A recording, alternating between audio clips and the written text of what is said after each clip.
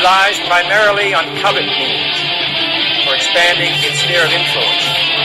It is a system which has conscripted vast human and material resources into the building of a tightly knit, highly efficient machine that combines military, diplomatic, intelligence, economic, scientific, and political operations. Its preparations are concealed, not published. Its mistakes are buried, not headlined. Its dissenters are silenced, not praised. Billions of people just living out their lives, oblivious. Choice is an illusion created between those with power and those without. I drink your milkshake. I drink it up. Thank you, John Larson. I receive your kind words on behalf of all of our courageous members of the House of Representatives who want the best for the American people. And what we can do that is best for them in the next 24 hours is to pass affordable, accessible health care for all Americans. The best for all Americans is to have 32 million more people to have health insurance in our country. The best for... Piece of stinking filth. Shh, you're sitting at shop. This is AJ of the InfoWars. Listen to the Shaliak. This is Alex Jones of InfoWars. Listen to Shaliak on the Cold Reality News and Report. This is the coolest thing I have ever seen. Well, hello there!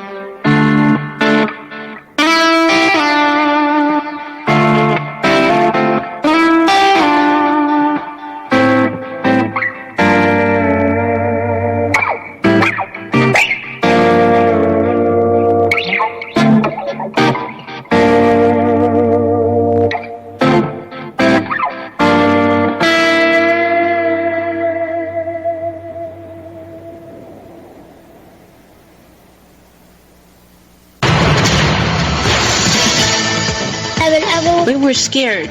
They started to pour water on me. I don't know why they did this. As professionals, we saw that there were no symptoms suggesting chemical weapons had been used. In the stories that shape the week here on RT, witnesses give testimony on the alleged chemical attack in Duma, but some refuse to listen. Also to come, the leaders of North and South Korea meet for the first time in over a decade to open a new chapter in the peninsula's history. And the key witness in the Russian doping scandal fails to confirm a number of his allegations, even though the careers of many Russian athletes may have been ended by his claims.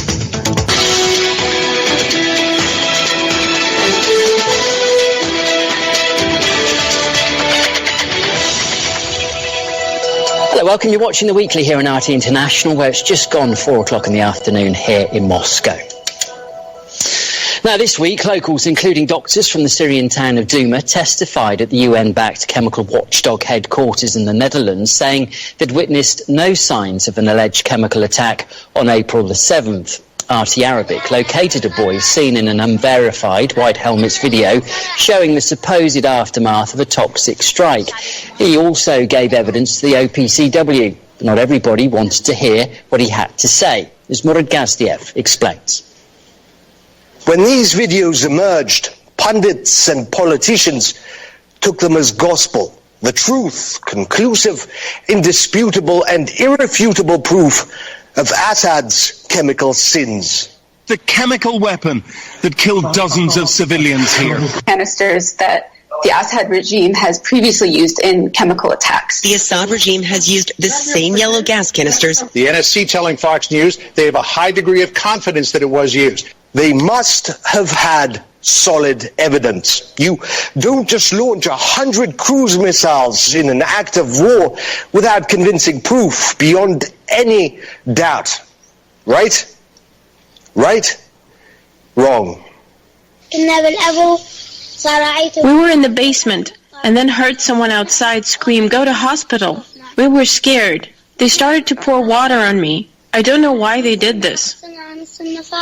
Pundits and politicians who've never been to Syria swear it happened. Witnesses, locals who were there in the hospital in question, say they didn't see a thing. All they saw was white helmets dousing confused civilians with water. Neither did the doctors see anything. On the 7th of April, I was in the emergency room treating patients injured during the fighting. The same day, around 7 p.m., we started receiving patients with breathing problems, about 15 cases. This happened because people were inhaling smoke and dust. They only showed symptoms of choking and nothing more. It all happened because one missile hit a building nearby, and a lot of dust got into the hospital rooms. The screams, chemical weapons were used to create panic. This lasted for about an hour. We were treating the patients and then sending them home. We had no fatalities or instances of people suffering from poisonous substances. This isn't helping. Western journalists, their leaders, insist it happened. Syria, Russia and locals insist it didn't. Dead end. Если вы не понимаете нормального If you don't understand normal language, let's try a different way. If you are impervious to our arguments, let us bring you the witnesses then. So, Russia brought more than a dozen witnesses to the West, to the OPCW, and invited Western press. Perfect opportunity for journalists to get to the bottom of this. Right? Right? How low do you have to go to bring a little child all the way here and threaten them? Right off the bat, denial. But here's the answer. We came here willingly. We demanded the Red Cross allow us to come here. Wrong answer. In truth, there isn't a right answer. No matter what you say to some people, no matter what you show them, they'll never, ever come around or change their views. How threatened do you have to feel to change your story and to deny a chemical weapons attack? Stubborn doesn't do this fellow justice. He's really the reason that boy had to fly over. Yes, Hassan is young, and it's been difficult for him to make it here. A flight here is no easy thing. Little Hassan has told you the truth, something you did not want to hear. It was a necessary measure. We needed to show that there was a lie, and a very dangerous one. Anyone who hoped there'd be a breakthrough was in for a disappointment. Hours of testimony and evidence, all for naught. That you mentioned in the Russian press release that somebody here was going to be present who was a witness of producing the video of the white helmets, and I was wondering where this witness is and if he can tell his testimony.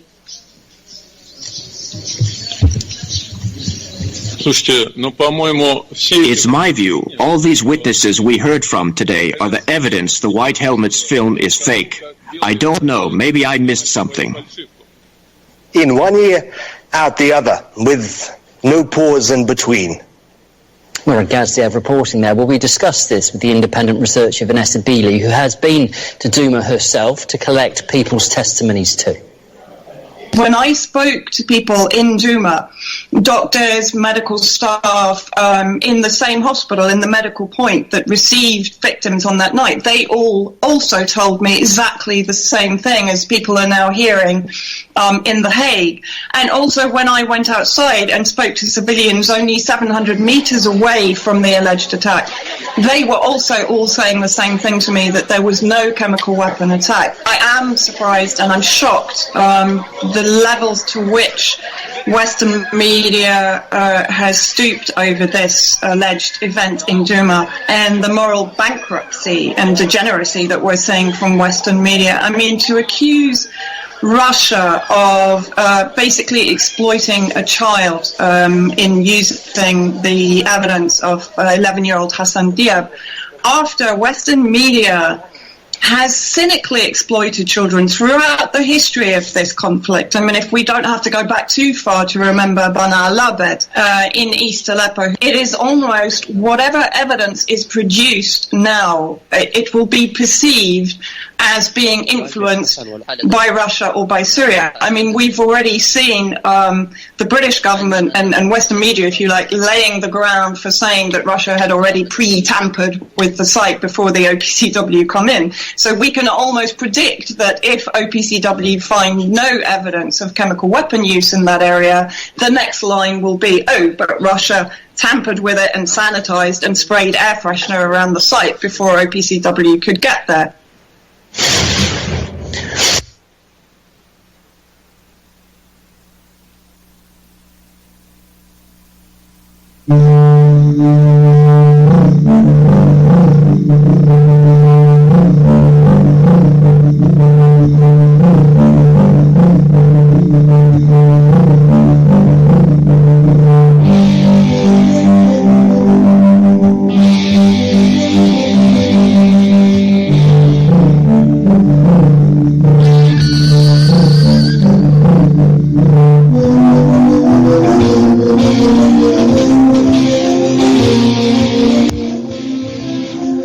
This week on Cold Reality Radio.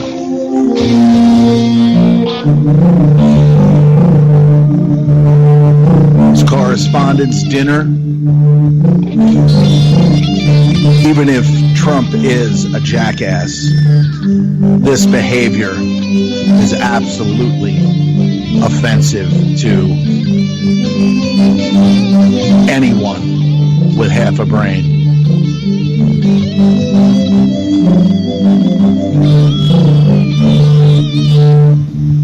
Meanwhile, Trump rallies in Michigan, threatens to close down the country over funding for border wall. Kanye gets it.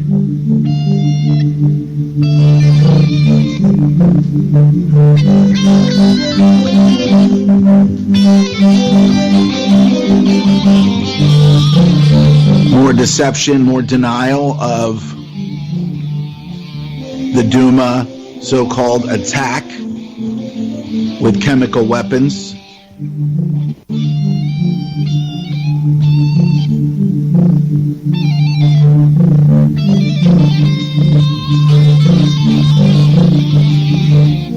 Pompeo lands in Saudi Arabia and immediately calls for new sanctions against Iran. Mystery group of wealthy donors and Soros spend $50 million for private Trump-Russia investigation to further divide the falling empire.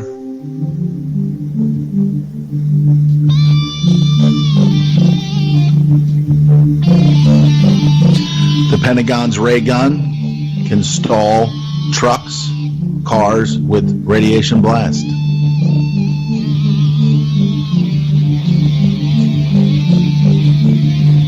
Artificial intelligence for policing stirs ethical concern. Don't worry, no worries. Soros-funded group launches new app to help illegals avoid arrest and deportation.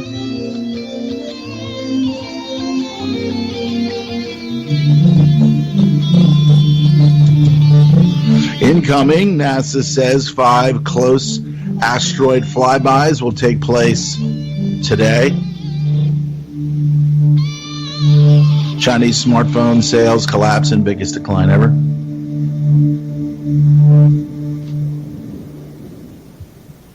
That and more on today's edition of Cold Reality Radio here on the UCY, the TV Broadcasting Network.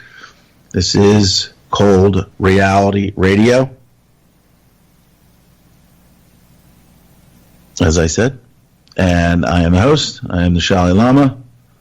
And it really doesn't quite matter what evidence is brought to the table about the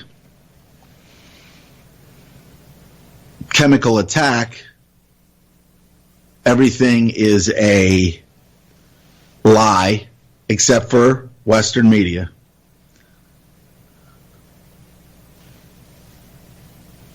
And this can take any number of different avenues.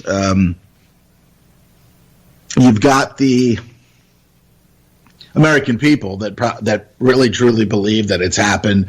You get people that have no clue about anything at all, except their own, wealth and hubris to say, "Oh, Assad's a bad guy," though.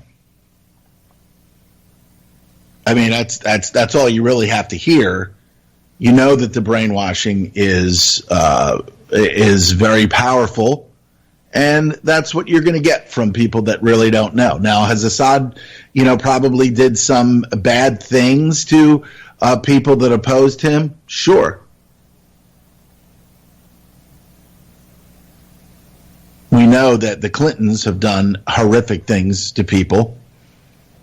We know that Obama has blood on his hands. We know that this American empire is built on deception and lies, the media that controls the wealth of these families that are in control, these families that include, Hollywood stars, things like that. mostly until they get pulled into a political side to further manipulate the starfuckers that are out there that will, vote whoever Kevin Costner votes for, or whoever Tom Cruise votes for, or which, by the way, I don't think that Cruise has ever endorsed any public politician. Mostly because maybe he gets it. He realizes that it's all a bunch of bullshit. But, of course, that he largely benefits from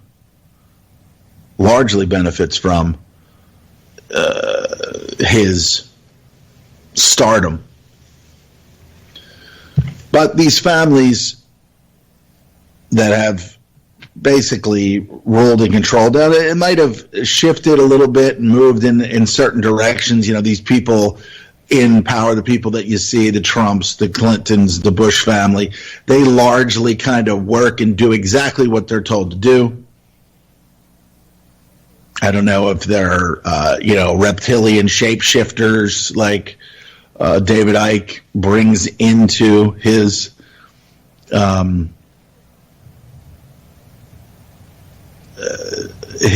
breakdowns of where we're at this time. It's always fascinating to listen to him because he kind of breaks it down. He breaks down the whole, these are families, but then of course he kind of pulls in the reptilian, interdimensional, Chikatori, his friend Credo Mutwa from Africa calls the children of the serpent, the Chitahori. When Ike started talking about these, interdimensional entities in his book, The Biggest Secret. Now, it's pretty fantastical, but at the same time, he does cover the pedophilia, these people that harm children and do awful things. These networks that are just running rampant in Europe, in Scotland, in all of these different countries. These people are just the worst. Jimmy Savile, who was frequently in the presence of the royal family, he was eventually found out to be a pedophile. And there's UN-endorsed organizations that just recently a man was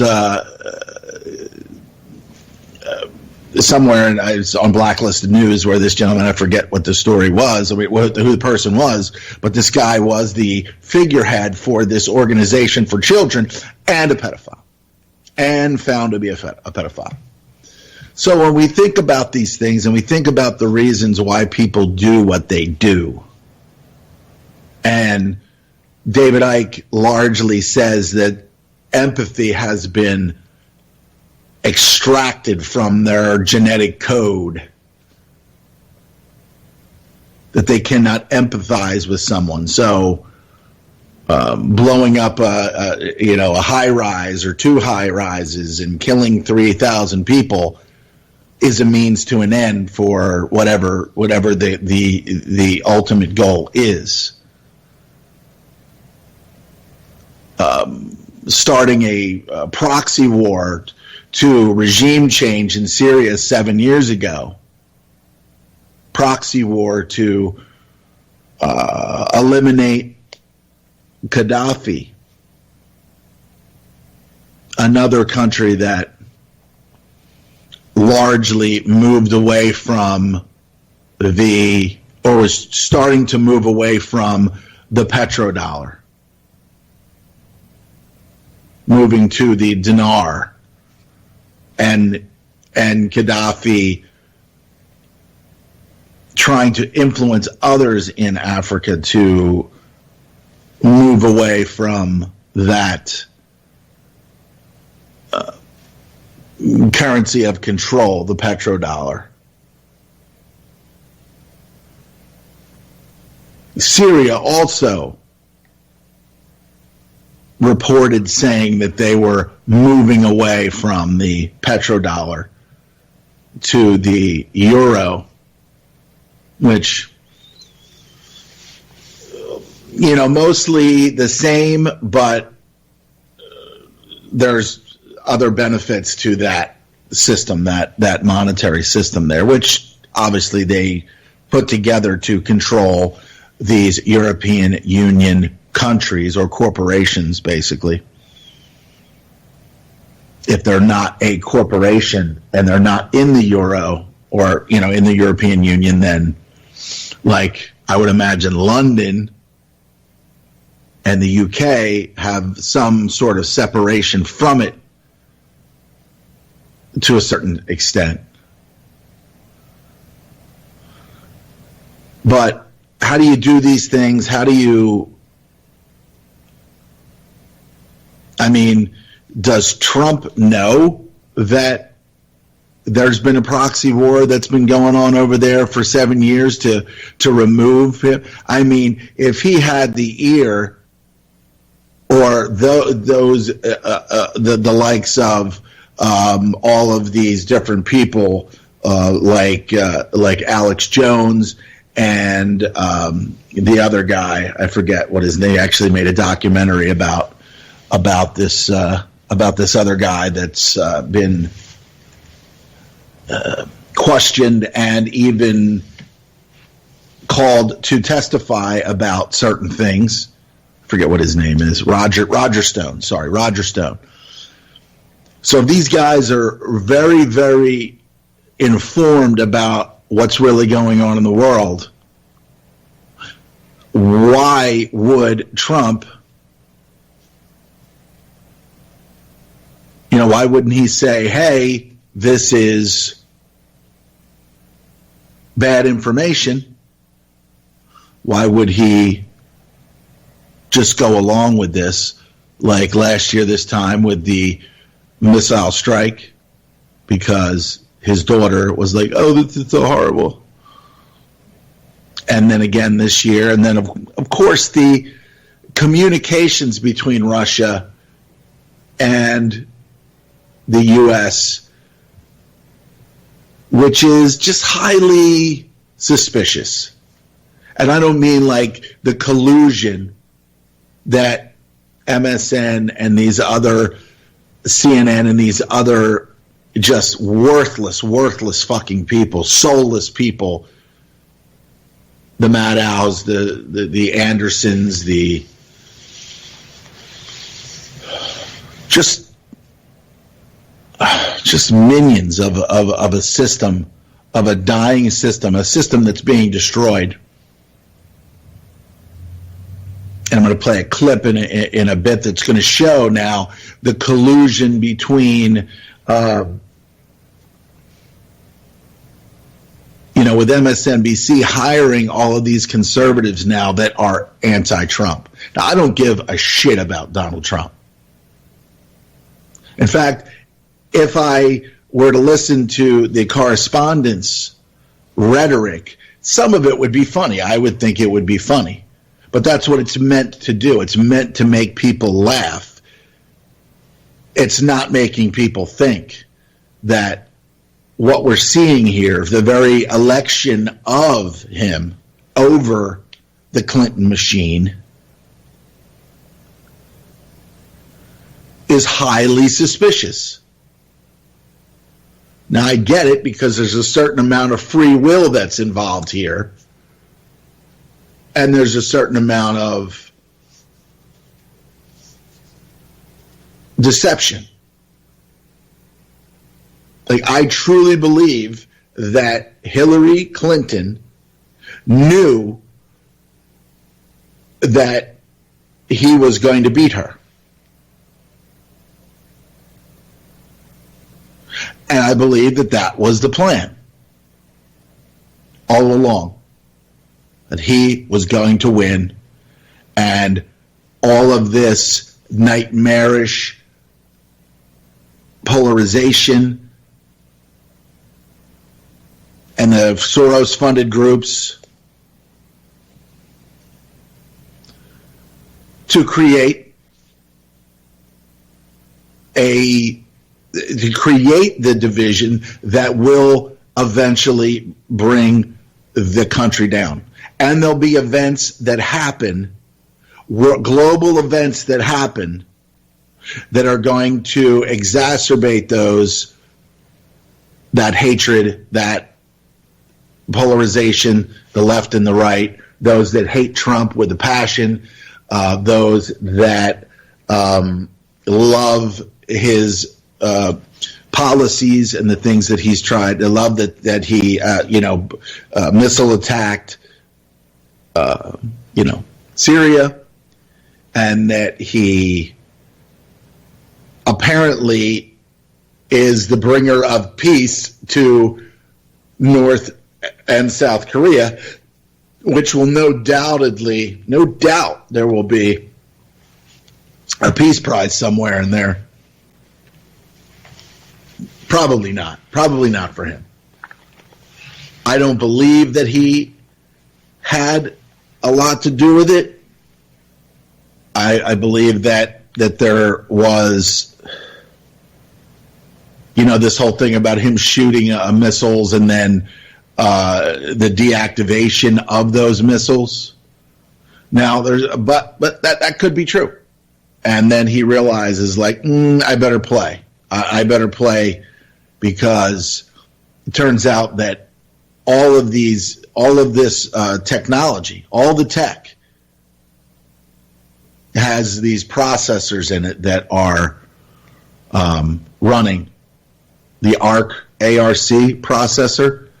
I don't know if I'm going to start listening to that Sovereign Tech, try to find out if he knows anything about this. But apparently, it's some kind of these Intel processors and these AMD processors, and all these processors that run all of the computers, and that are these motherboards for computers, are designed with this processor that not only is a processor, CPU, but then it has a processor inside of the processor. And it controls many, many different things, much like the Stuxnet virus when it was implemented into, or supposedly into, Iran's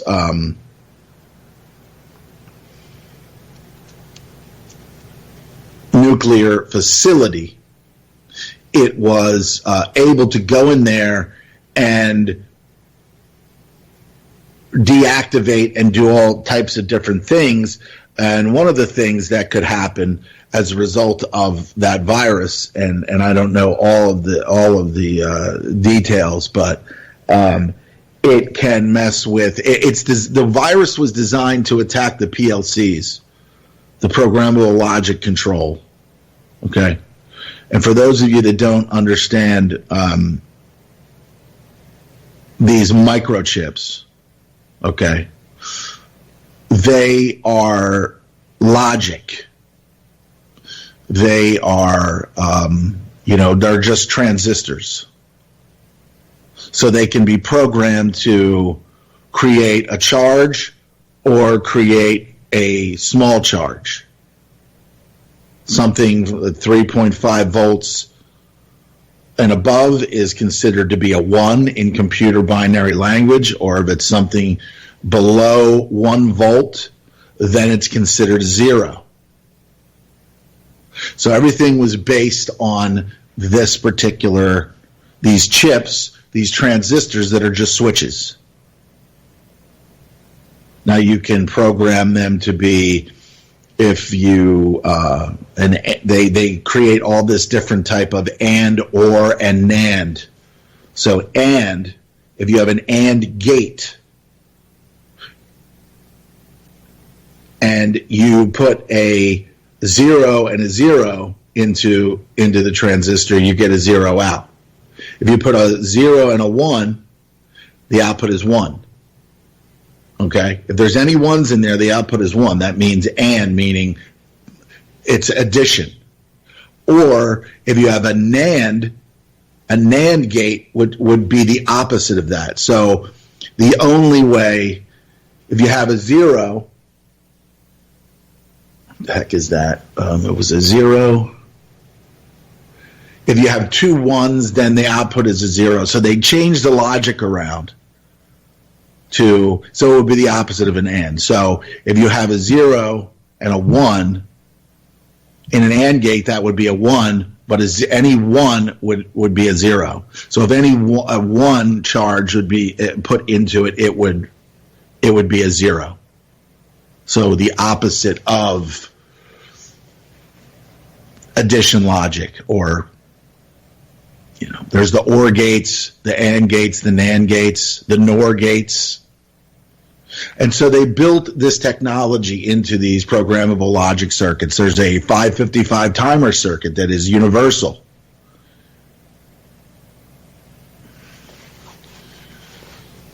Just like your transformers, your step up or step down transformers, where a radio that you plug in. All right, so say I have this mixer here, and then I have an adapter, and what that does is that adapter will input 125 volts of AC, and then it will manipulate it, change it, and then it will turn it into 50 volts DC that this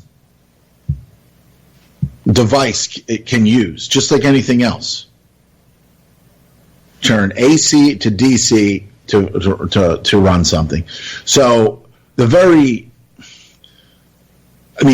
just electricity in and of itself, pumping into your house. And then, of course, the devices that run the television. This is just magic that they were able to just break down these devices and these elements and to make them do the things that they do for video, for analog to digital, digital to analog. It's absolute fucking magic. So there was a standard that was created when all that was put together. And as they were building this technology, and of course, Microsoft and Apple and these companies that were created to do exactly what they're doing today. These weren't accidents or successes like, we never thought that. No, this was always supposed to be what Microsoft is, what it is today. And it is what it is because very, very powerful people and organizations. Microsoft is basically IBM. They had to create a spin-off because of laws that they created that protect them and their intellectual property, so that they had to figure out ways to, if they go to court and say, you're colluding with this, or you're doing all these different legal terms that have been created, this poison legal system that benefits them. All they did was they say, okay, we're going to create another company. People aren't going to really know that we created it, but this is how we're going to fly under the radar of our own legal system that we created. And thus, Microsoft was born. And Bill Gates' father, who was like the head of and/or a very, very powerful man at Planned Parenthood, which is basically just killing the commoners. Okay? He emerges from this Microsoft creation as the guy. And of course, there's so who's the guy? The owner, I want to say the owner of the Seattle Seahawks was a partner at one time. And then, of course, he was bought out. And there's actually interviews of him with him on 60 Minutes and things like that. But the control of Microsoft and the control of what was to be the internet is and was closely designed to do exactly what it's doing today. And of course, these chips, these Intel chips, have holes in them. And the reason that they have the holes in them is because anyone can hack into them at any time whatsoever. Doesn't matter whether you've got a firewall, okay, which is big business, firewalls. Not only can you buy yourself a firewall, but you can also pay for security. And not only security, but you can also pay for the services and things like that. So a firewall in and of itself is, it can block certain things from coming in, block certain things from going out.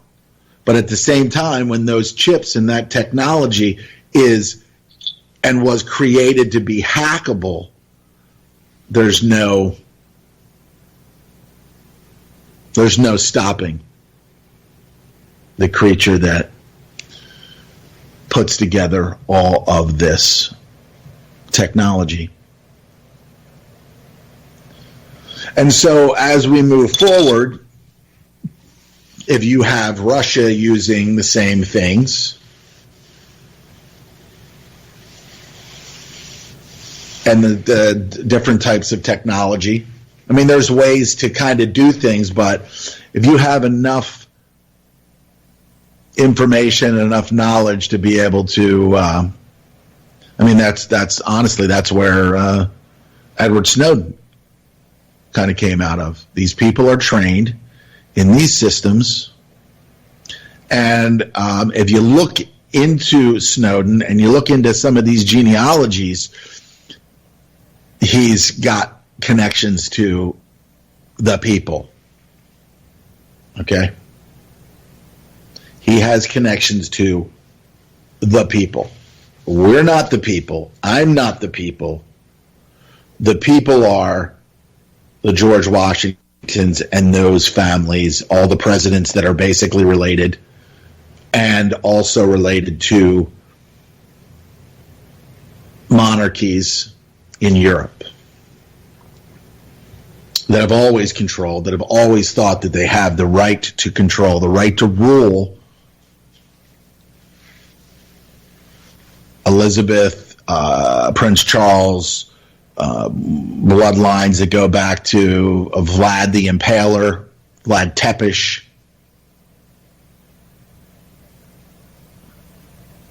And so, and these people did exist at one point. In what shape or form, it's really, really hard to tell, because unless you just give in and believe everything that you've ever heard about,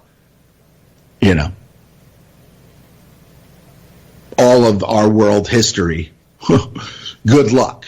Good luck. You might sound smart to some people, but the dirty little secret is that it's all been manipulated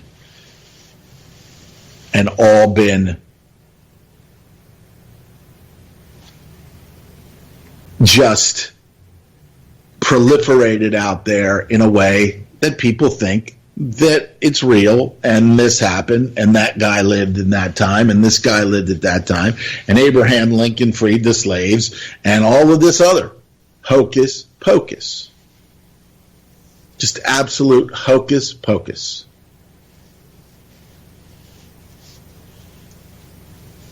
I mean, they've got the ability to tell us whatever, and we will believe it.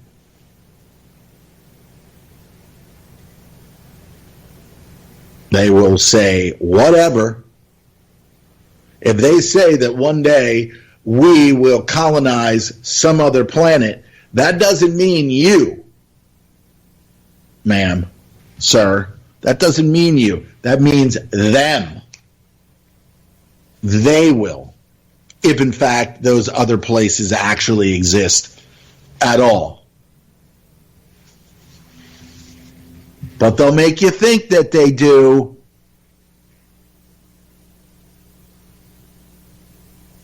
They'll make you think that they do. With all of their artifice, all of their art, all of their movies and their technology, they'll make you believe shit. Just like before we even knew what the Earth was, they gave us Star Trek, and sure enough, it was a universe that was vast and all these different planets with green ladies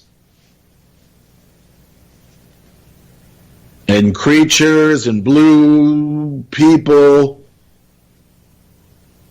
and they were all having issues that the Starship team, the Star Trekkers, had to solve way, way, way before we even knew what the Earth was or what it looked like from space. Isn't that fantastical? Isn't that something? We knew. We put it all into the television show, Star Trek, with all your favorite people.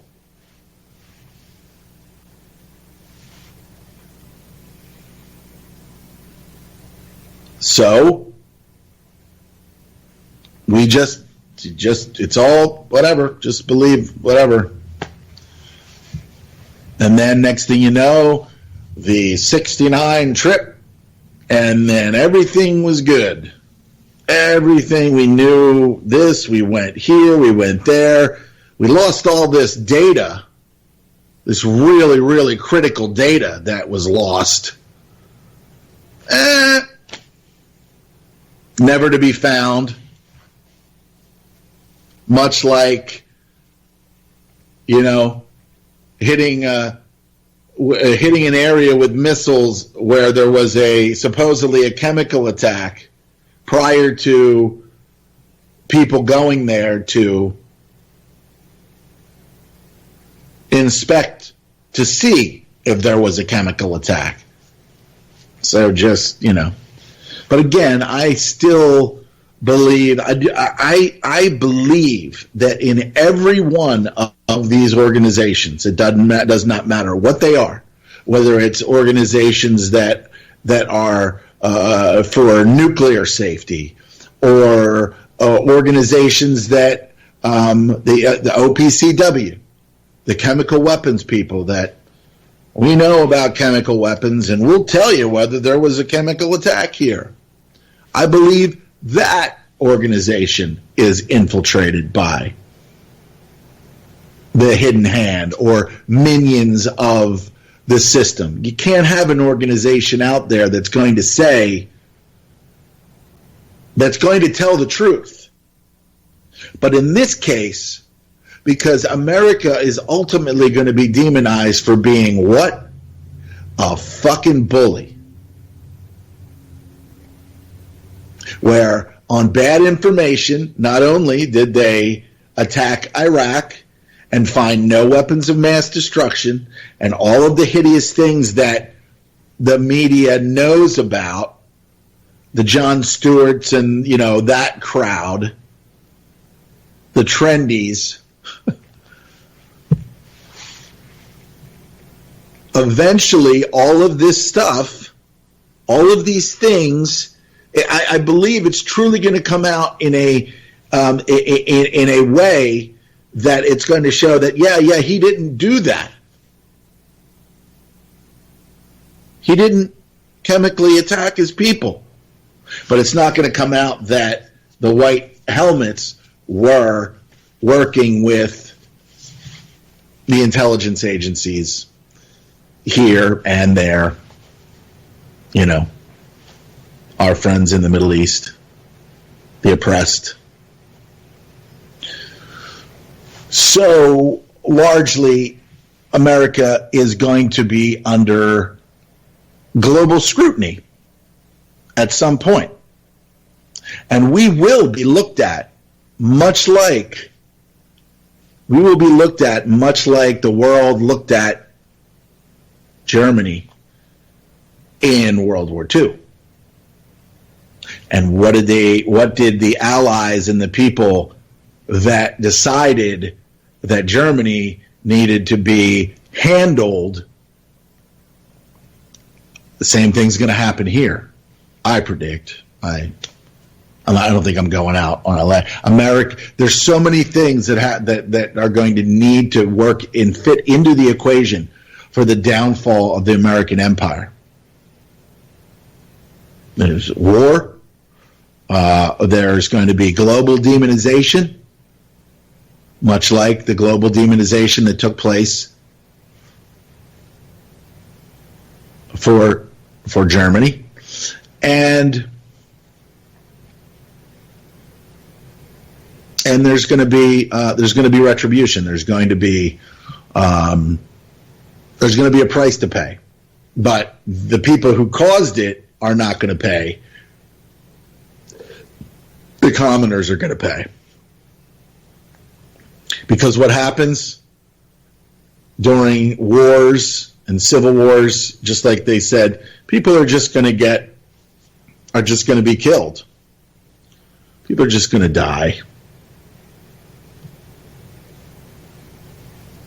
Much like the football player from the Arizona Cardinals who went over to Afghanistan and was killed by friendly fire, but at the same time he was also communicating back to, on some level, he was communicating back to his family that there was some, and if you're over there and you're fighting and you're like, yeah, we got to do this,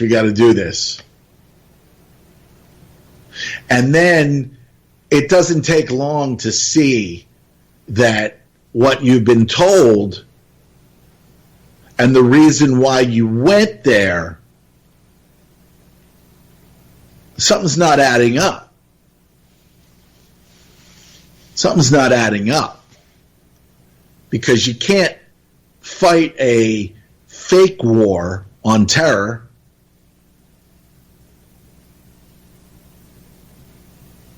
Well, those who know that they're lying, or, the people, the military commanders and the things, the people that have been doing this for a long time, they've got to be under some kind of fucking spell to continue to do either that, or they just get replaced from time to time. And of course you can't say anything about, if you're a military person and you say, hey, this is fucked up, what's going on, you can't have that kind of, rhetoric and things like that being. So most of those people will never be interviewed. They will never really truly be talked to. But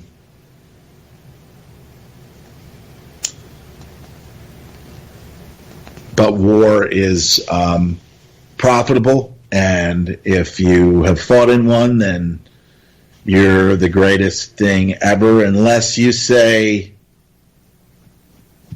stop going along with the narrative, then you become something. If Norman Schwarzkopf from the Gulf War back in the early 90s were to surface and say, hey,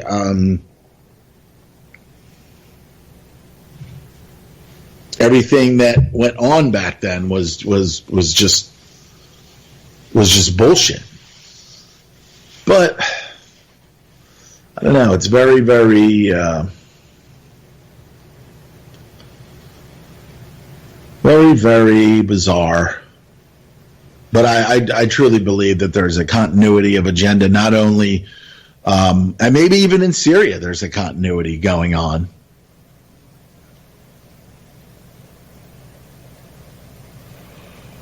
I mean, Russia coming in to the aid of the Syrians, the aid of, the Iranians. And then, of course, nothing really happened. They didn't really do anything. But there was communication prior to that. So they were like, all right, we're just going to do this, and we're going to hit this, and we're going to hit that. And then Russia was like, okay. You got to make it look like it. You got to make it look like something. So largely, I truly believe that at these higher levels, that these people know what's going on, and we are moving towards a world conflict. It's not that hard to do it. All it takes is one event. Say one event happened that didn't. And then somebody shoots here and shoots there, and next thing you know, it's hot. And then the combat starts, and sooner or later, people forget. Like, I'm sure you've had an argument with someone before. You get into a heated verbal argument, and then you're just like, ugh, how did we get here? How did we get here? And I believe that is the schism, like a schism of a thing where people get so upset about certain things, about life, about so many different topics, that they just argue with people that it's easier to argue with, family.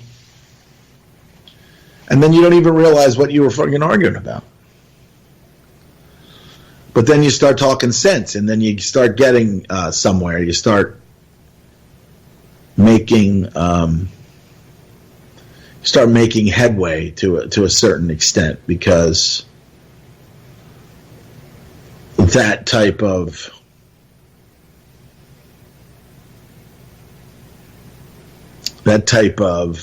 dialogue opens doors for people to really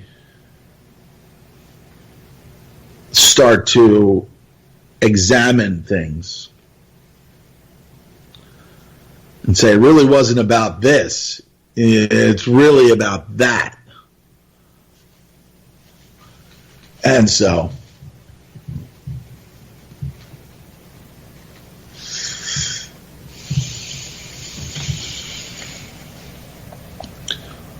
but it's very discouraging.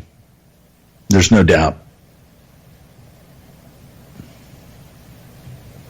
Just found out this week about a friend of mine I haven't seen in probably, I want to say maybe 4 or 5 years, died.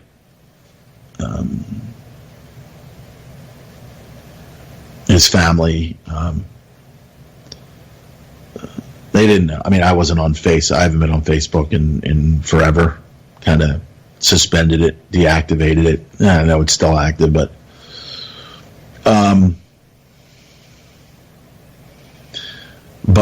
yeah, and heart-related things, and he, you can say that people that don't really heed the warning and say, I mean, he had a stint, and then 2 years later, a bypass, and then another kind of heart attack,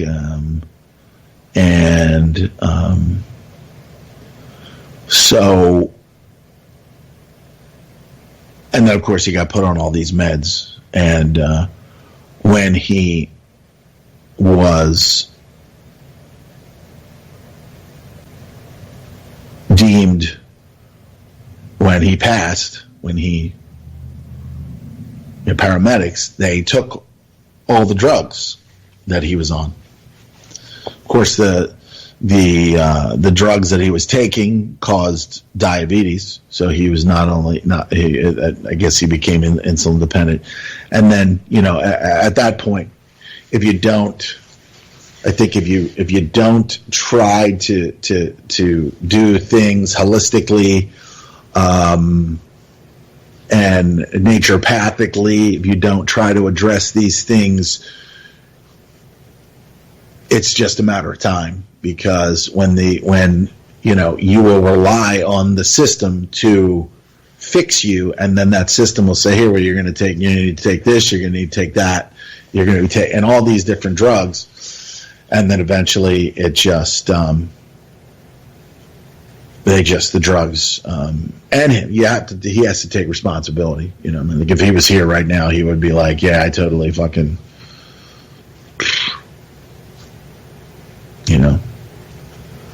But then there's the Kevorkian system where they assist you. But it's like Kevorkian would say, "Hey, listen, I'm going to help you. I'm going to help put you out of your misery." And by then, the people were like, "Okay, well, what do I have to do?" And then with the system today, they assist you, but they say, "Oh, we're going to make you better." With all these toxic petroleum-based pharmacopoeia poisons. And just hearing about it is just so sobering, because it's one thing when you hear about somebody, you hear about somebody on TV with dying from something, or you hear something, but it's much more sobering when it's somebody that it's much more psychologically stimulating in a negative way too, but it can be used in a positive way to say, and he has a daughter in college, and then his other son is going to be graduating school. And if I could say something to his young son, I would say, I think he would want you to learn from his mistakes. And so there's so many people these days, there's so many young people that, because I really do truly believe that McDonald's should just be murder. It should just be not McDonald's, but M is for murder, like the movie. But I think that their food has become more toxic over the years. I believe that their foods are largely GMO, and the oils that they cook, the deep fries, anything deep fried, anything heated, any carbohydrate, protein, puts just the body in a predicament where it's like, how do I process this? And then the body does what it needs, what it can do, which it means it tries to repair itself from the damage that was done to it when it was processing this garbage. And of course, what Patrick Jordan says, calls doof, or food spelled backwards. But I mean, McDonald's, a lot of this deep fried stuff, it's just garbage, man. Just absolute toxic to the body. And we're seeing many younger people just experiencing maladies that only older people get. Strokes, senility, heart attacks, shit like that. So, and the thing is that it happened, we were, I knew him since like 1989, 1990, tech school, hung out quite a bit, watched his kids largely kind of grow up. And, he was a sports fan, like a lot of people in suburban Philadelphia, and was a fan of the football team of the Eagles and everything. And if you don't know, a lot of people don't follow sports. I watch it, but I also keep it in perspective that it is bread and circus, and then it is another layer of that aids in the deception of what America is and what it's done, not only to its own people, but to, our others around the world. And so he didn't even really get to see the team, the Eagle team here, win the Super Bowl because he died that morning. He died that morning. And so I had a long conversation with his widow, and I tell you, it was just very, very. It was a horrible, from what she was telling me, from what happened that morning, and it was very sobering and sad. Very sad. Very sad. And then, of course, there's others like subtopics and other things that as a result of him being there, certain issues and certain behaviors and things that were allowed to go on for a number of years. Now that's not those things, that him being there now without his,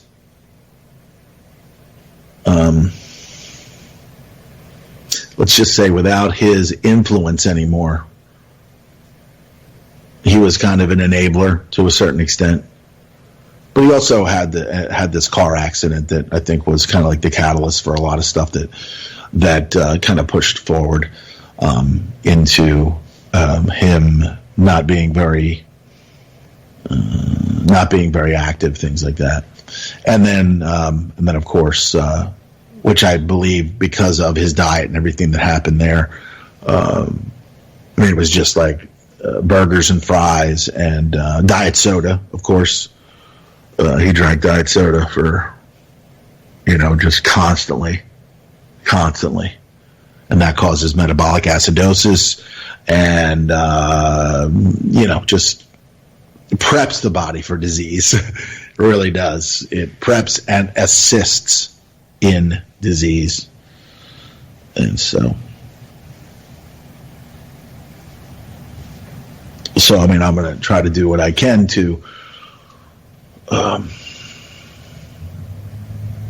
verbally try to convey, I'm obviously not the moral authority on so many things, but I think when you know the things that we know, the things that we talk about, the things that a lot of people talk about here on UCY about the state of the world, what reality, what's really happening, it kind of forces you to think in a way that clueless people largely don't think. they think, you know, and in a sense, it is kind of they live in a kind of country club where they don't know anything. They don't understand the true nature of reality. They don't understand what's being done to them, what's being done to their families, all these different things. They just have no idea that a doctor with a stethoscope and a white jacket is basically someone with a weapon that's slowly cutting you. Slowly cutting you. And no matter what, you know, you say to people, I mean, like even family, you know, you say, listen, these statin drugs are just fucking awful drugs. Cholesterol, triglycerides, not an issue. You can reverse a lot of these so-called issues but when you find out that salt is actually good for you and the cholesterol from the eggs are good for you, and what they find when they autopsy people that have heart disease is not the cholesterol from the food that we eat, but the cholesterol that the body creates, that the liver creates, again, I believe, to repair the damage that, just like Kilmer McCulley, New York University, Kilmer, look it up, Kilmer McCulley, Kilmer McCulley. It'll probably correct you if you type it into the Google artificial intelligence box. But what he did was, he was a very, very prestigious guy, had a big position in New York University. But what he said was, when he was researching heart disease, he said it's not the cholesterol, but the inflammation of the blood vessel caused by acidosis, or a bad diet, a bad this, a bad that. And of course, the cholesterol goes in there to heal or repair the damage that's done. So if you didn't have the cholesterol, or if you didn't have the cholesterol that your body creates, then your body wouldn't be able to repair some of these things. So what he said was, or the mistake that he made for his career mistake, he said, so you don't need these statin drugs, these cholesterol-lowering drugs. Boy, that was the end of him. Because these universities are backed by, I mean, every one of these universities, with the exception, I'm sure, plus or minus 5%, they're medical. If they're medical, then boom, they're in bed with Big Pharma right away. And if you New York University, you can bet your bottom dollar that these guys that this organization is in bed with Big Pharma, because that's what they're here to do. They're here to train people in their destructive, poisonous system of healthcare, and then put you out there to write prescriptions for the drugs that the FDA, the poisons and the toxins, the suicide pills that Big Pharma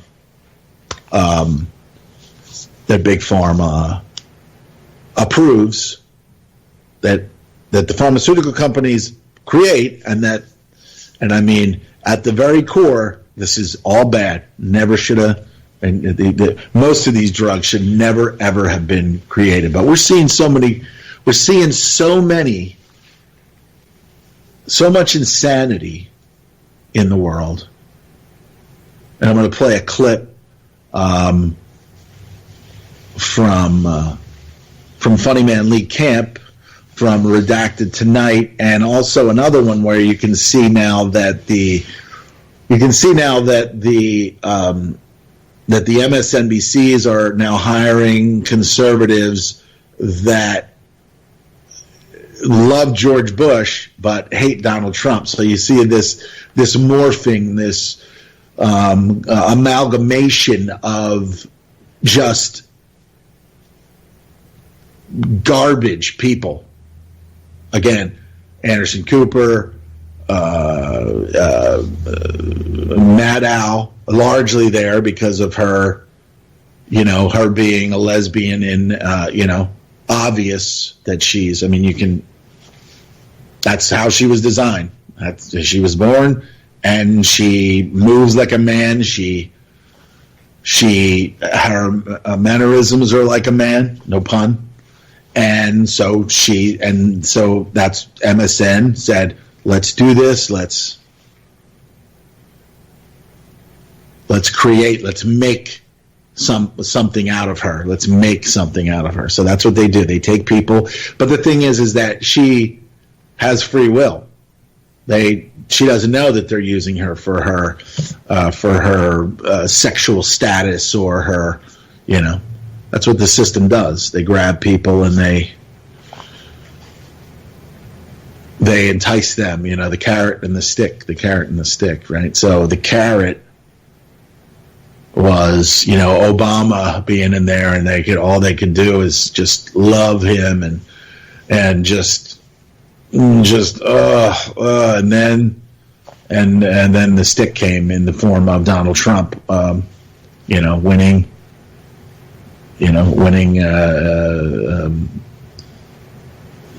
America's Got Talent, or whatever the fuck he won, and it's everything's a joke. The government, everything is a joke anymore. So, and it was always there.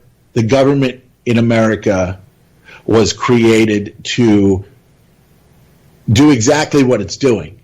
These aren't failures; these are successes. The healthcare thing, and people are looking at it like, oh, it's failing. No, it's a success to the system.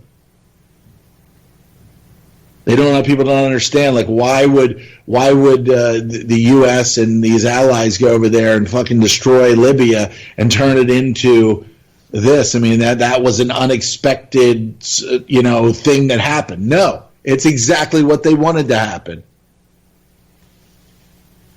People can't make that connection that why would someone do this? Why would they go in there and do these things?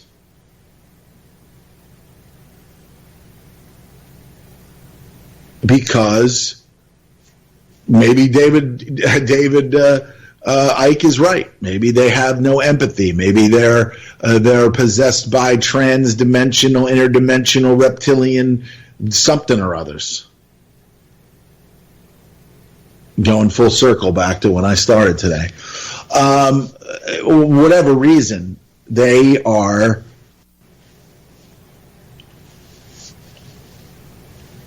just bad people. They're bad people.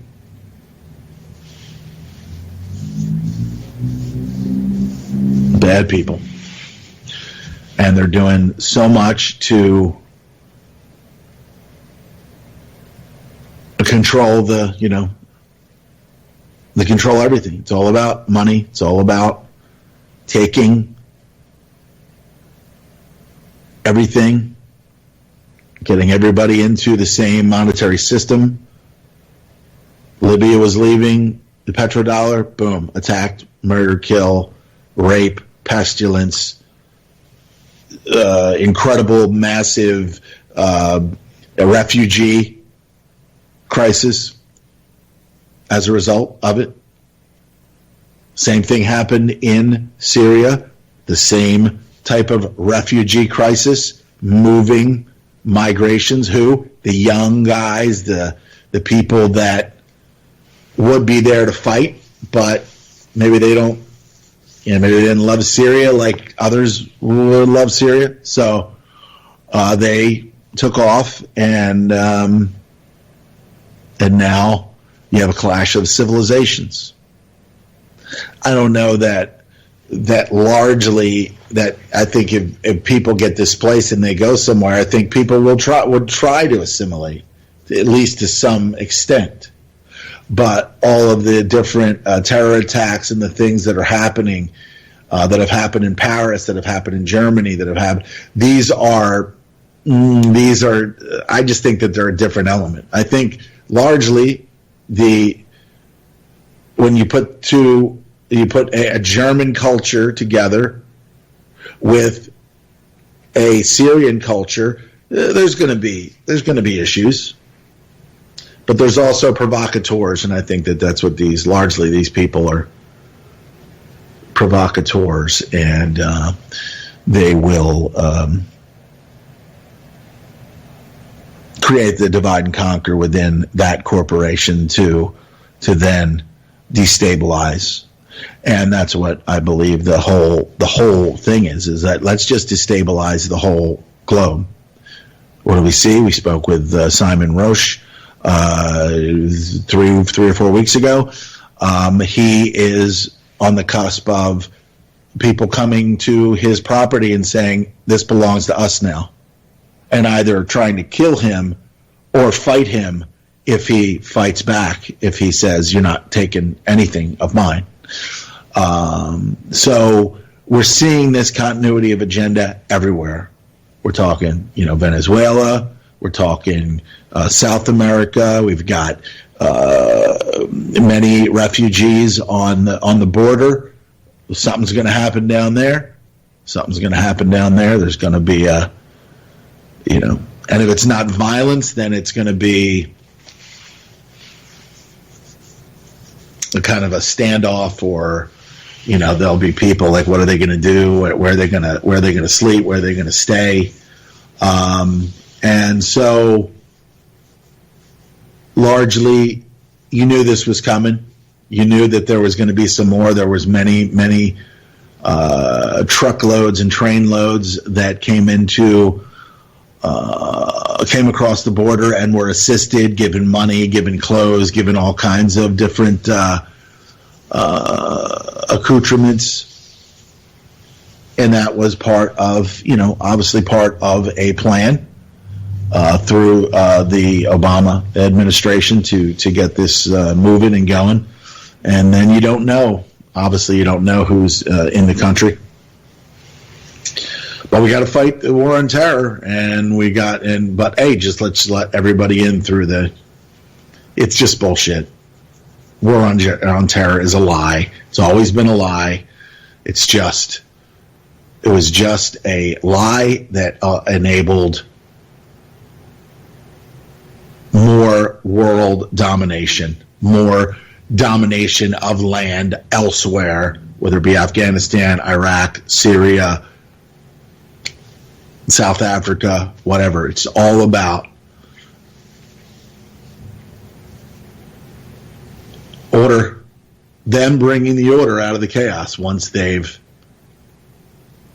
closed the chaos book, which God only knows when that's going to happen, then they'll bring the order, and that's usually them fucking punching somebody or killing somebody or enslaving somebody. But make no mistake, these are all successes for those that have brought all of these problems to be. These are successes. Anytime there's someone starving or killing someone or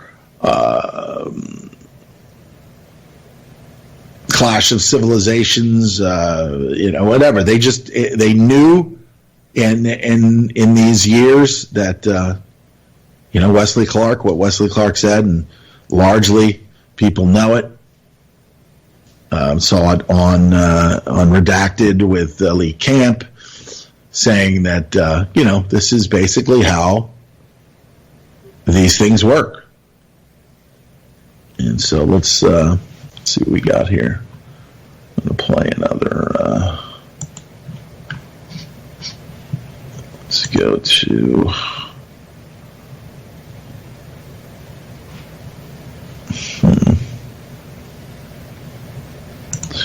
All right, let's finish this up here. Breaking news! There has been a chemical attack in America. Apparently it took place in Flint, Michigan. The water there is filled with lead, and sadly this chemical attack has been going on for years. The government... Wait. This just in. There's been another chemical attack in the United States. In fact, it's all across the United States. Cities have higher levels of lead poisoning than even Flint, Michigan. No word yet on if and when the United States military will be invading cities across America in order to make them safe from these chemicals. You know, this just in. There's been a chemical attack in the United States. Police officers have hosed down men, women, and children with a chemical that is actually illegal according to the Geneva Conventions. Truly revolting to see such a chemical weapons attack. As PolitiFact states, the Chemical Weapons Convention bans the development, production, acquisition, stockpiling, retention, transfer, or use of chemical weapons, and tear gas qualifies under the convention as a chemical weapon. So yeah, that truly is... Oh wait, this just in. There's been a chemical weapons attack in the United States. For decades, Shell and Dow hid a highly potent cancer-causing chemical in two widely used pesticides, contaminating drinking water for millions of people in California and beyond. I mean, the idea that this could happen in our own... Sorry. This just in, there's been a chemical attack in the United States. There's a class action lawsuit against Monsanto claiming that its hugely popular herbicide Roundup causes cancer. The lawsuit also says Monsanto knew it causes cancer and yet continued to promote it as a wonderful chemical to spray in your fields, in your house, on your dog, in your baby's face, you know, just to get that baby cheek glow we all want.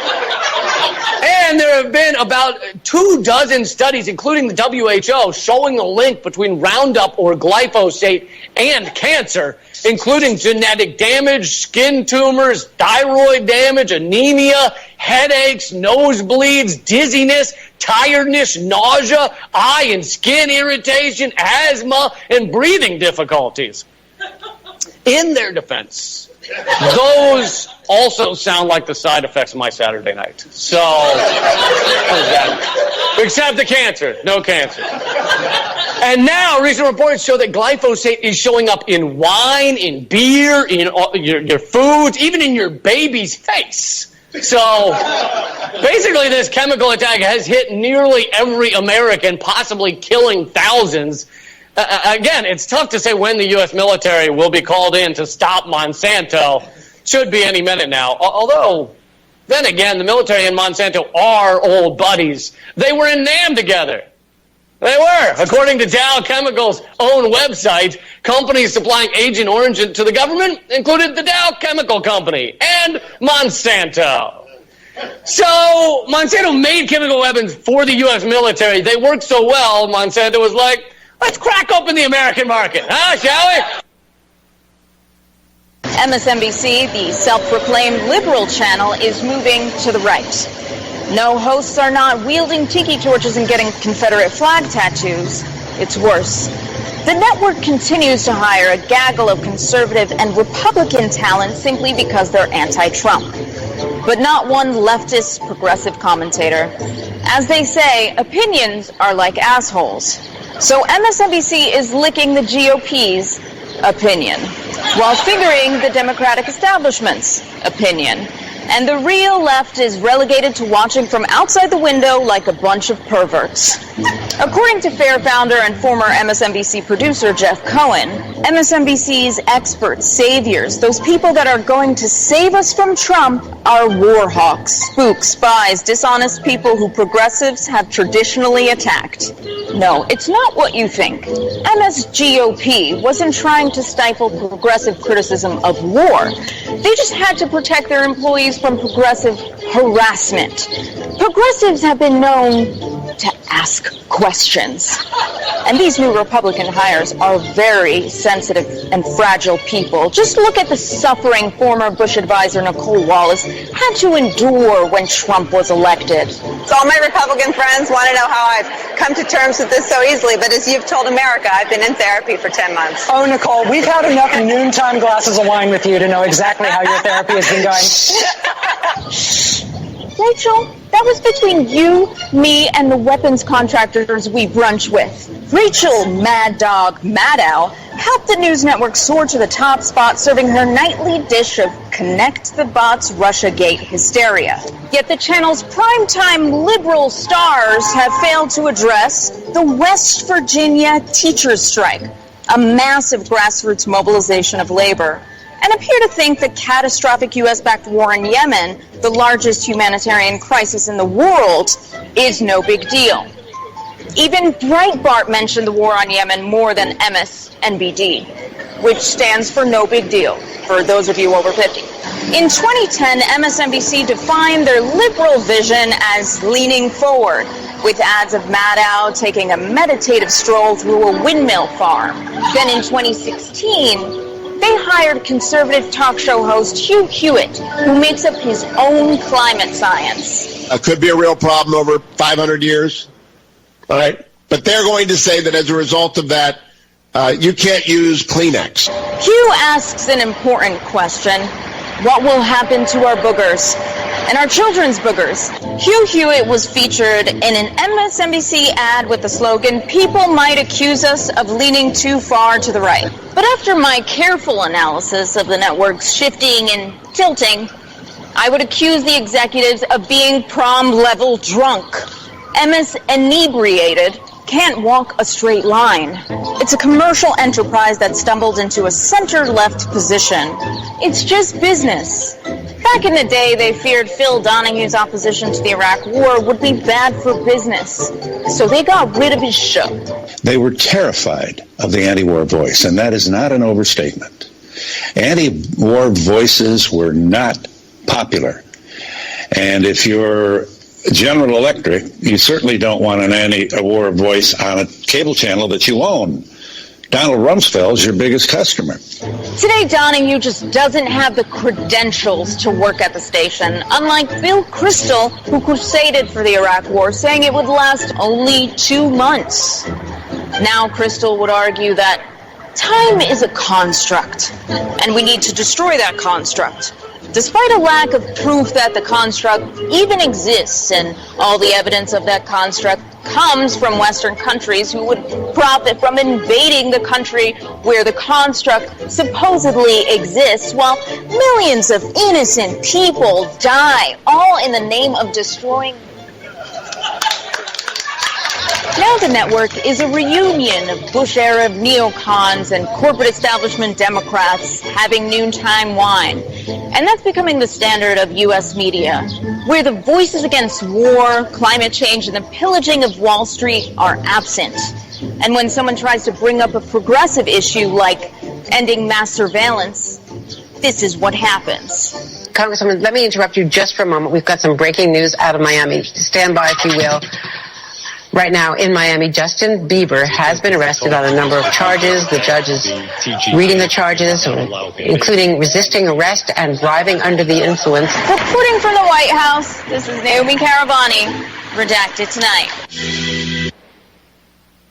Goldman Sachs has outdone themselves this time, which that's a lot to say for a company that exploited a global economy collapse and helped steal millions of American homes from people. That's saying a lot.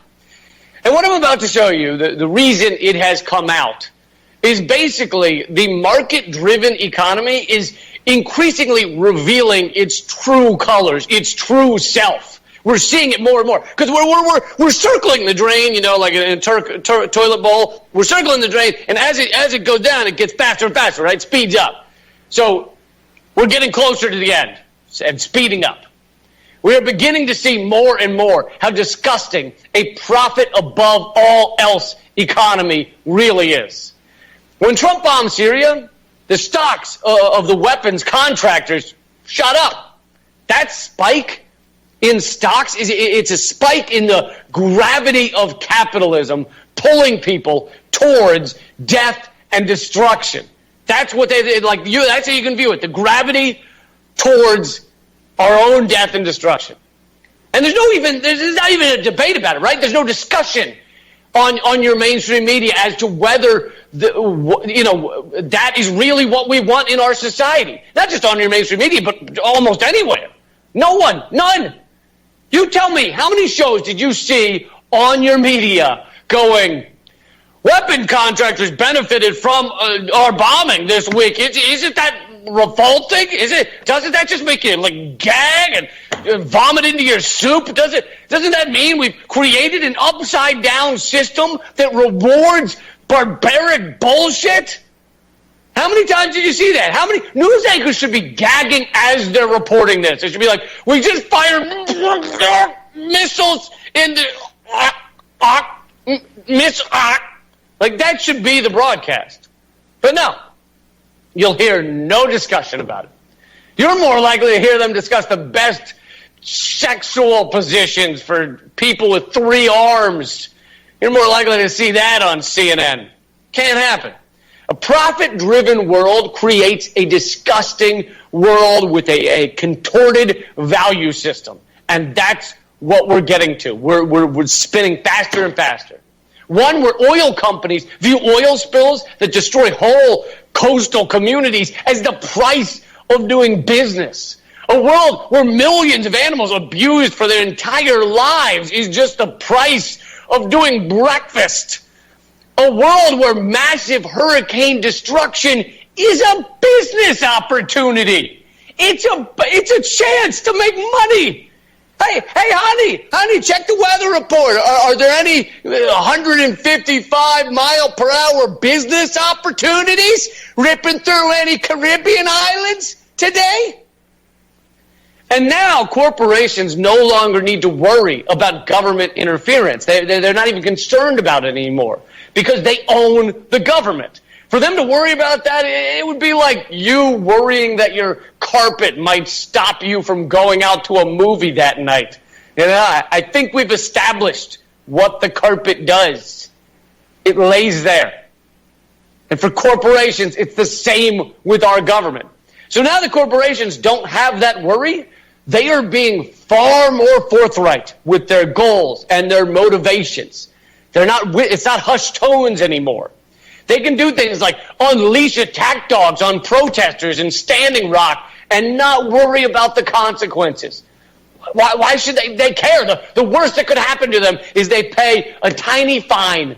A sorry we bit you with vicious man-eating dogs for trying to protect your own property fine.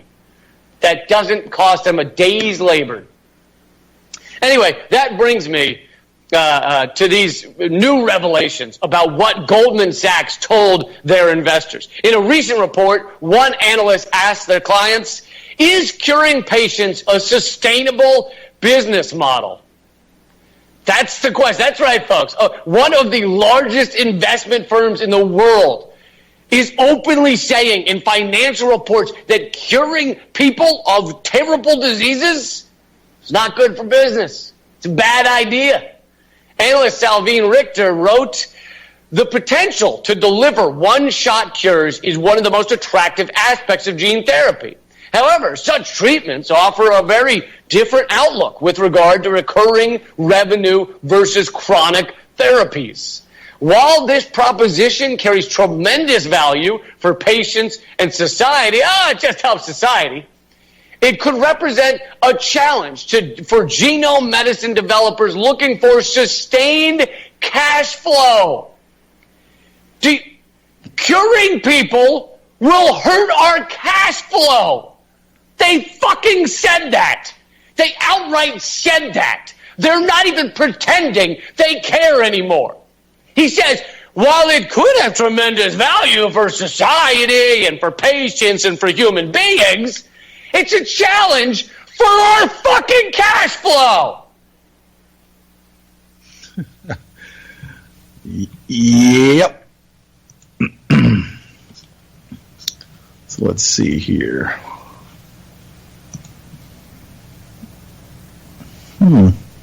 Please welcome Michelle Wolf.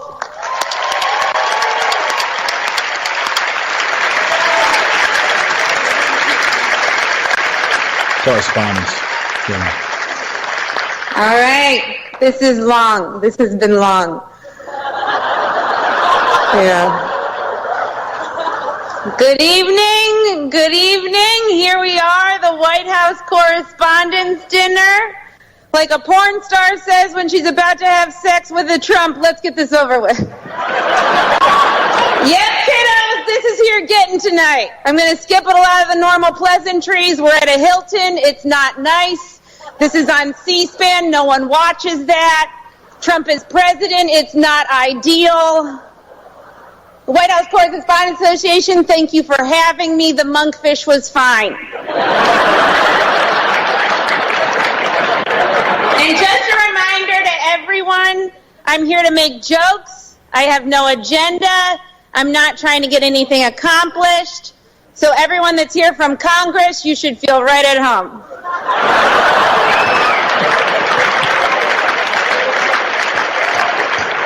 Now, before we get too far, a little bit about me. A lot of you might not know who I am.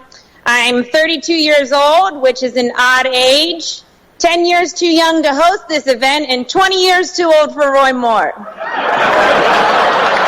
I know, he almost got elected. Yeah. It was fun. It was fun. Honestly, I never really thought I'd be a comedian, but I did take an aptitude test in 7th grade, and this is 100% true. I took an aptitude test in 7th grade, and it said my best profession was a clown or a mime. Well, at first it said clown, and then I heard my voice and was like, or maybe mime. Think about mime. And I know as much as some of you might want me to, it's 2018 and I'm a woman, so you cannot shut me up. Unless you have Michael Cohen wire me $130,000. Michael, you can find me on Venmo under my porn star name, Reince Priebus.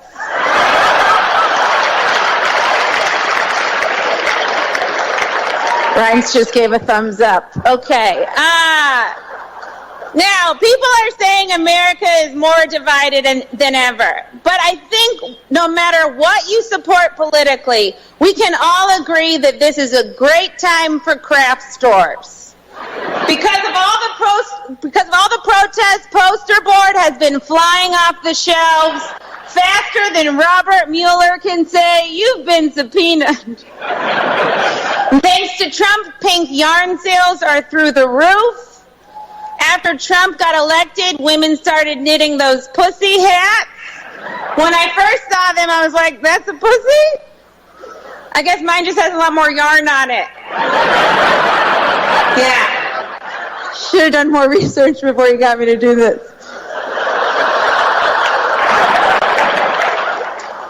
Now, there is a lot to cover tonight. There's a lot to go over. I can't get to everything.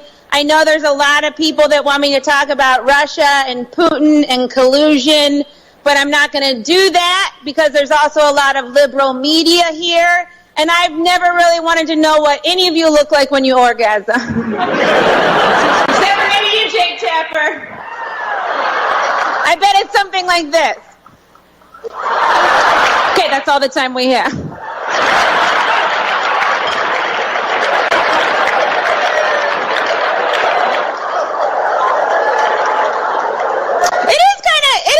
Crazy that the Trump campaign was in contact with Russia when the Hillary campaign wasn't even in contact with Michigan. It's a direct flight. It's so close. Of course, Trump isn't here, if you haven't noticed. He's not here. And I know I would drag him here myself, but it turns out the President of the United States is the one pussy you're not allowed to grab. He said it first. Yeah, he did. You remember? Good. Now, I know people really want me to go after Trump tonight, but I think we should give the president credit when he deserves it. Like, he pulled out of the Paris Agreement. And I think he should get credit for that because he said he was going to pull out, and then he did, and that's a refreshing quality in a man. Most men are like, I forgot. I'll get you next time. Oh, there's going to be a next time? And people say romance is dead. People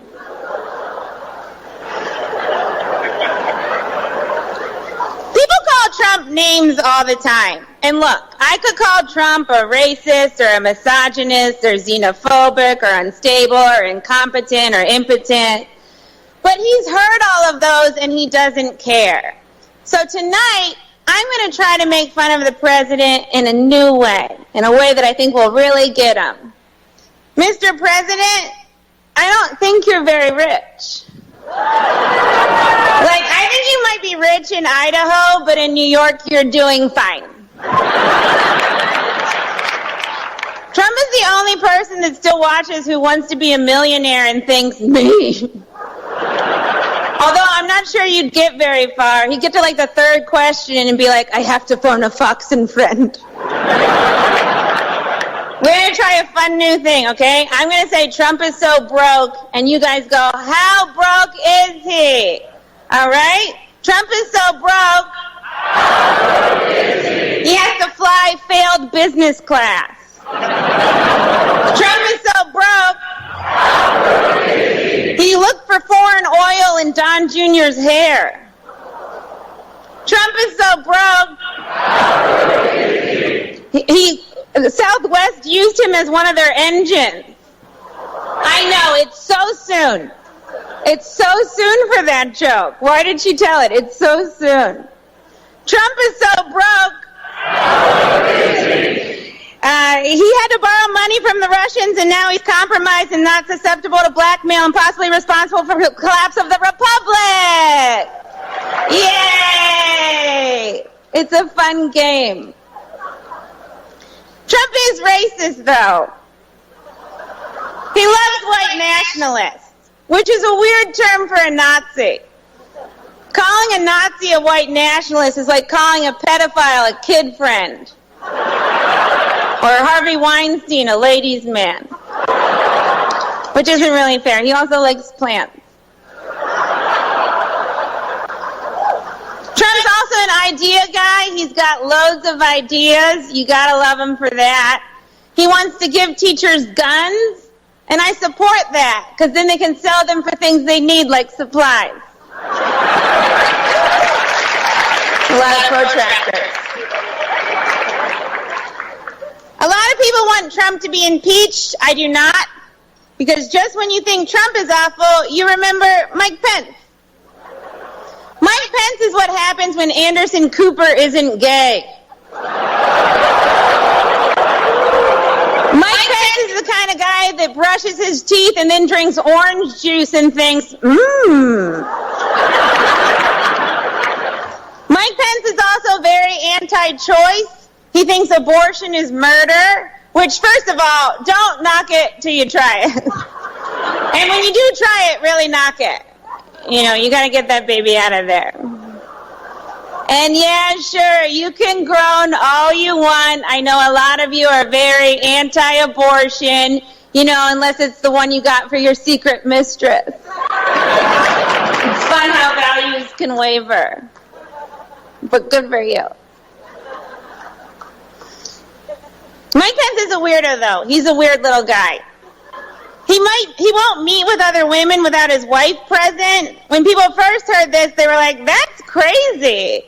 But now in this current climate, they're like, that's a good witness. Which, of course, brings me to the Me Too movement. It's probably the reason I'm here. They were like, a woman's probably not going to jerk off in front of anyone, right? And to that I say, don't count your chickens. There's a lot of parties. Now, I've worked in a lot of male-dominated fields. Before comedy, I worked at a tech company, and before that, I worked on Wall Street. And honestly, I've never really been sexually harassed. That being said, I did work at Bear Stearns in 2008. So although I haven't been sexually harassed, I've definitely been fucked. Yeah, that whole company went down on me without my consent. And no men got in trouble for that one either. No, things are changing. Men are being held accountable. Al Franken was ousted. That one really hurt liberals. But I believe it was the great Ted Kennedy who said, "Wow, that's crazy. I murdered a woman." Chappaquiddick in theaters now. I had a lot of jokes about cabinet members, but I had to scrap all of those because everyone has been fired. You guys are going through cabinet members quicker than Starbucks throws out black people. No, don't worry. They're having an afternoon. That'll solve it. We just needed an afternoon. Mitch McConnell isn't here tonight. He had a prior engagement. He's finally getting his neck circumcised. Mazel. Paul Ryan also couldn't make it. Of course, he's already been circumcised. Unfortunately, while they were down there, they also took his balls. Yeah, bye, Paul. Great acting, though, in that video. Republicans are easy to make fun of. It's like shooting fish in a Chris Christie. But I also want to make fun of Democrats. Democrats are harder to make fun of because you guys don't do anything. People think you might flip the House and Senate this November, but you guys always find a way to mess it up. You're somehow going to lose by 12 points to a guy named Jeff Pedophile Nazi Doctor. Oh, he's a doctor? We should definitely talk about the women in the Trump administration. There's Kellyanne Conway. Man, she has the perfect last name for what she does. Conway. It's like if my name was Michelle Jokes, Frizzy Hair, Small Tits. You guys gotta stop putting Kellyanne on your shows. All she does is lie. If you don't give her a platform, she has nowhere to lie.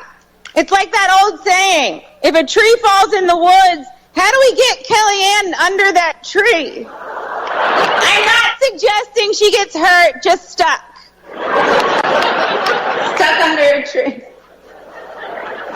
Incidentally, a tree falls in the woods is Scott Pruitt's definition of porn. Yeah, we all have our kinks. There's also, of course, Ivanka. She was supposed to be an advocate for women, but it turns out she's about as helpful to women as an empty box of tampons. She's done nothing to satisfy women. So I guess, like father, like daughter. Oh, you don't think he's good in bed. Come on. She does clean up nice, though. Ivanka cleans up nice. She's the diaper genie of the administration. On the outside, she looks sleek, but the inside, it's still full of shit. And of course, we have Sarah Huckabee Sanders. We are graced with Sarah's presence tonight. I have to say, I'm a little starstruck. I love you as Aunt Lydia on The Handmaid's Tale. Mike Pence, if you haven't seen it, you would love it. Every time Sarah steps up to the podium, I get excited because I'm not really sure what we're going to get. A press briefing, a bunch of lies, or divided into softball teams. It's shirts and skins, and this time don't be such a little bitch, Jim Acosta. All right, well, that right there was a little example of, and some of the stuff that she said was funny, and she's, very cute. This Michelle Wolf, you can see her on the